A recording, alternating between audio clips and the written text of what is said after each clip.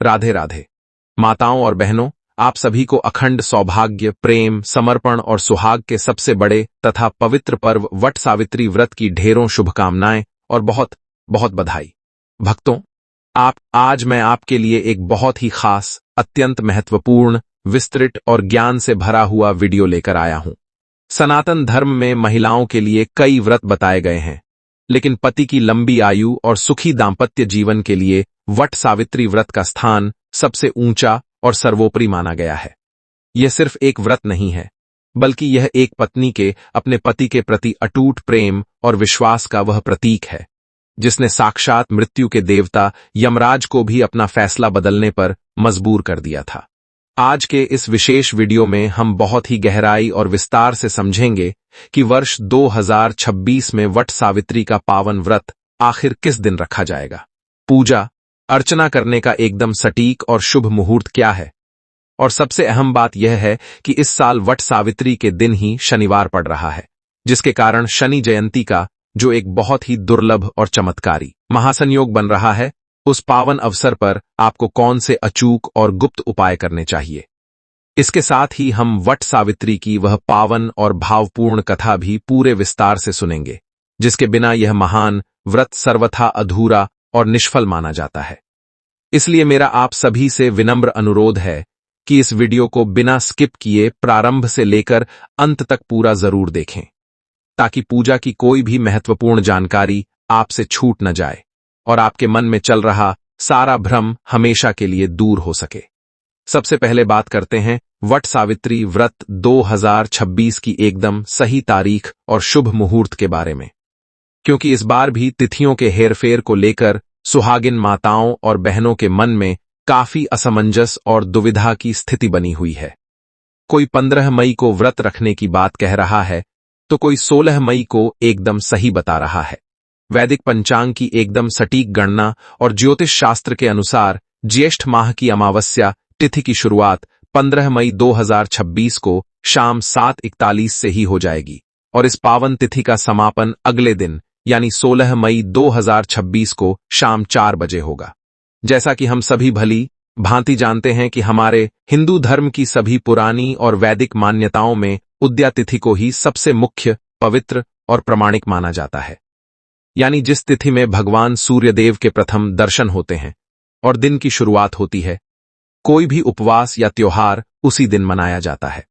इसीलिए वट सावित्री का यह महापवित्र और फलदायी व्रत बिना किसी संशय के 16 मई 2026 दिन शनिवार को ही पूरी श्रद्धा, आस्था और निष्ठा के साथ रखा जाएगा।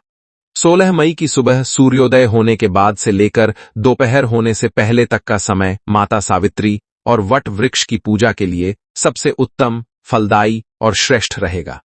इसलिए आप सभी सुहागिन महिलाएं कोशिश करें कि प्रातःकाल ब्रह्म मुहूर्त में उठकर स्नान आदि से निवृत्त होकर 16 श्रृंगार करके इसी शुभ मुहूर्त के भीतर अपनी पूजा और परिक्रमा संपन्न कर लें। इस पावन व्रत की असली महिमा और इसके पीछे छिपे गहरे अर्थ को पूरी तरह से समझने के लिए हमें उस प्राचीन और पौराणिक कथा का स्मरण अवश्य करना चाहिए। आपके दोनों पासा कर सकते हैं, आपके दोनों पासा कर सकते हैं का आपके बत, जो हमें सच्चे प्रेम, दृढ़ संकल्प और पतिव्रत धर्म की असीम ताकत का एहसास कराती है। प्राचीन काल में मद्र देश के राजा अश्वपति की एक अत्यंत सुसंस्कारित, रूपवान और गुणवान पुत्री थी, जिसका नाम सावित्री था। जब सावित्री विवाह के योग्य हुई, तो उसने अपने जीवन साथी के रूप में सत्यवान को चुना था। सत्यवान स्वभाव से बहुत वीर, सत्यवादी और सदाचारी थे, लेकिन वे अपना राज्य छिन जाने के कारण जंगल में निवास करते थे। विवाह से पूर्व ही देवर्ष नारद ने सावित्री के पिता राजा अश्वपति को यह कठोर सत्य बता दिया था कि सत्यवान की आयु अब केवल 1 वर्ष ही शेष बची है। यह भयंकर और डरा देने वाला सच जानकर भी सावित्री अपने निर्णय पर एक विशाल पहाड़ की तरह अडिग रही। उसने कहा कि आर्य कन्याएं अपना जीवन साथी केवल एक ही बार चुनती हैं।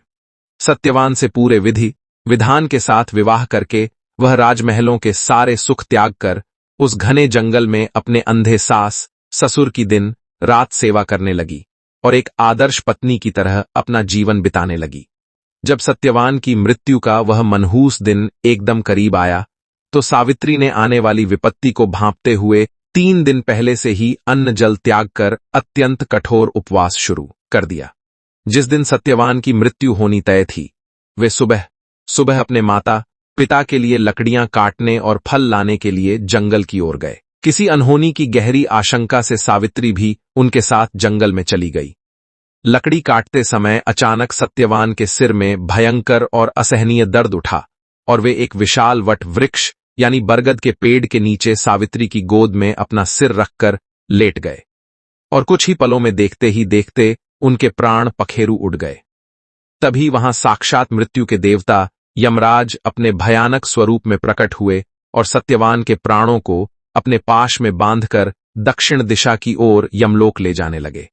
अपने सुहाग और अपने पति के प्राणों को इस तरह जाते देख सावित्री भी बिना कुछ सोचे समझे यमराज के पीछे पीछे उसी कठिन और दुर्गम मार्ग पर नंगे पैर चल पड़ी।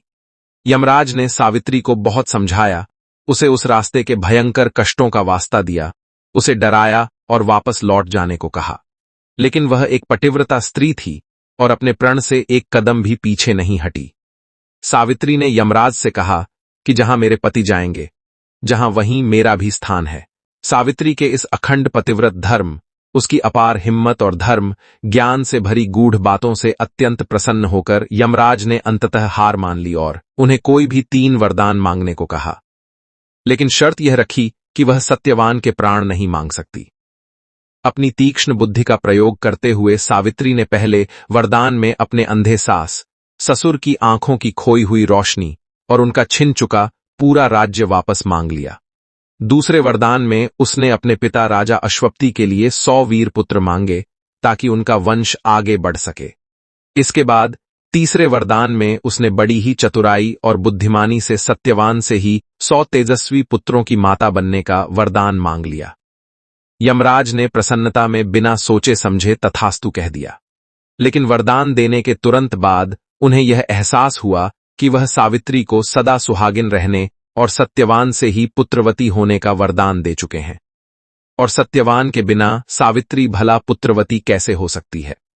अपने ही दिए हुए वरदान और धर्म के वचनों में बंध जाने के कारण अंततः मृत्यु के देवता यमराज को सत्यवान के प्राणों को उसी वट वृक्ष के नीचे लौटाना ही पड़ा, जिस वट वृक्ष के नीचे सत्यवान को दोबारा जीवन दान मिला था और माता सावित्री ने अपने सुहाग की रक्षा की थी। तभी से सुहागिन महिलाएं अपने पति की लंबी उम्र, स्वास्थ्य और अखंड सौभाग्य के लिए वट सावित्री का यह पावन व्रत पूरे नियम और निष्ठा के साथ करती आ रही हैं।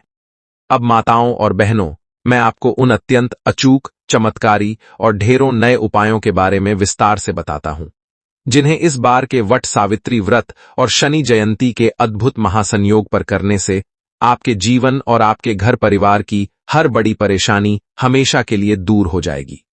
यदि आपके घर में लगातार आर्थिक तंगी बनी रहती है, धन आता तो है लेकिन टिकता नहीं है और पैसों की बरकत बिल्कुल नहीं हो रही है। धन आता तो है तो पूजा के समय 11 या 21 रात भर भीगे हुए काले चने वट वृक्ष की जड़ में पूरे विश्वास के साथ माता लक्ष्मी का ध्यान करते हुए अर्पित करें। जब आपकी पूजा पूरी तरह समाप्त हो जाए तो माता का आशीर्वाद और प्रसाद समझकर उनमें से कुछ चने वापस उठा लें और उन्हें एक साफ लाल रंग के सूती कपड़े में बांधकर अपनी तिजोरी या उस पवित्र स्थान पर रख दें जहां आप अपना धन या आभूषण रखते हैं। इससे माता लक्ष्मी और भगवान विष्णु की ऐसी अद्भुत कृपा बरसेगी कि आपके घर में कभी भी पैसों की कमी नहीं होगी और व्यापार में भी दिन दूनी रात चौगुनी तरक्की होगी। इसके अलावा पति के करियर में आ रही रुकावटों को दूर करने और उन्हें हर तरह के बाहरी संकटों, बुरी नजर और दुर्घटनाओं से बचाने के लिए कच्चे सूत का उपाय इस दिन सबसे ज्यादा असरदार और चमत्कारी माना गया है। पूजा करते समय सूती धागा या कच्चा सूत जो कि सफेद या पीले रंग का हो, उसे अपने हाथों में लेकर वट वृक्ष की 7, 14 या 21 बार परिक्रमा करें और उस धागे को वृक्ष के चारों ओर प्रेमपूर्वक लपेटें। ये पवित्र सूत पति पत्नी के पवित्र रिश्ते के चारों ओर एक सुरक्षा कवच बना देता है, जो दुनिया की हर बुरी नजर से आपके सुहाग को सुरक्षित रखता है।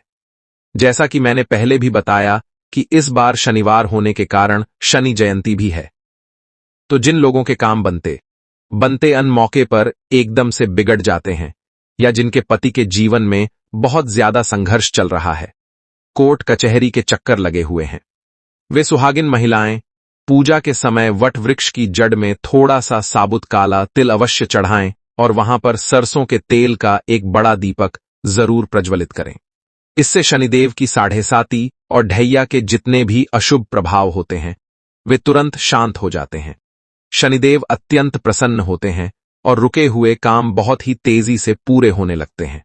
वहीं अपने जीवन में अखंड सौभाग्य और पति का अपार प्यार पाने के लिए पूजा के दौरान वट वृक्ष को शुद्ध सिंदूर जरूर अर्पित करें और फिर वृक्ष को चढ़ाने के बाद उसी सिंदूर की डिब्बी में से थोड़ा सा सिंदूर लेकर 3 बार अपनी मांग में सजाएं, जिससे साक्षात माता पार्वती और माता सावित्री का सीधा आशीर्वाद आपको प्राप्त होता है। यदि आपके पति अक्सर बीमार रहते हैं या उनका स्वास्थ्य ठीक नहीं रहता, तो एक तांबे के साफ लोटे में शुद्ध जल लें, उसमें थोड़ी सी पिसी हुई पीली हल्दी मिलाएं और ओम नमो भगवते वासुदेवाय या ओम नमो नारायण मंत्र का निरंतर जाप करते हुए उस जल को वट वृक्ष की जड़ में अर्पित कर दें। अपनी किसी विशेष और पुरानी मनोकामना जैसे अपना खुद का घर लेना, पति की नौकरी या संतान प्राप्ति के लिए वट वृक्ष का एक साफ और बिना कटा फटा पत्ता लें। उस पर लाल चंदन या कुमकुम से अपनी वहां मन की इच्छा लिख दें और उस पत्ते को किसी बहती हुई नदी में प्रवाहित कर दें या फिर अपने घर के मंदिर में भगवान की तस्वीर के पास रख दें। और अंत में यदि पति पत्नी के बीच अक्सर बिना बात के तनाव, झगड़ा या क्लेश रहता है, तो वट सावित्री के दिन वट वृक्ष के नीचे शाम के समय गाय के शुद्ध घी का एक दीपक प्रज्वलित करें और मीठे पान का भोग माता सावित्री को लगाएं।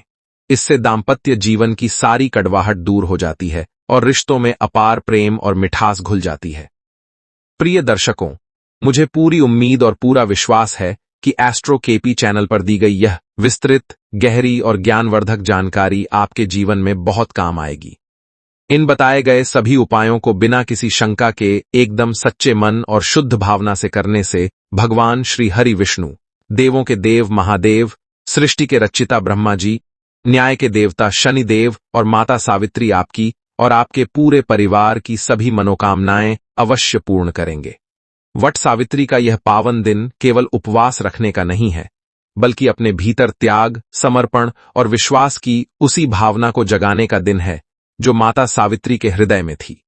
अगर आपको आज का यह खास और विशेष वीडियो पसंद आया हो और दी गई जानकारी आपके दिल को छू गई हो, तो इस वीडियो को ज्यादा से ज्यादा लाइक करें। अपने सभी जानने वालों और रिश्तेदारों के साथ इसे शेयर करें ताकि वे भी इस दुर्लभ संयोग का लाभ उठा सकें। कमेंट बॉक्स में पूरे भक्ति भाव से जय माता सावित्री या ओम नमो भगवते वासुदेवाय लिखना बिल्कुल ना भूलें। और ऐसी ही सटीक, प्रामाणिक और धर्म से जुड़ी जानकारी हमेशा पाते रहने के लिए हम कर लें। राधे राधे माताओं और बहनों, आप सभी का जीवन मंगलमय, सुहाग अमर रहे और आपके घर में हमेशा खुशहाली का वास हो।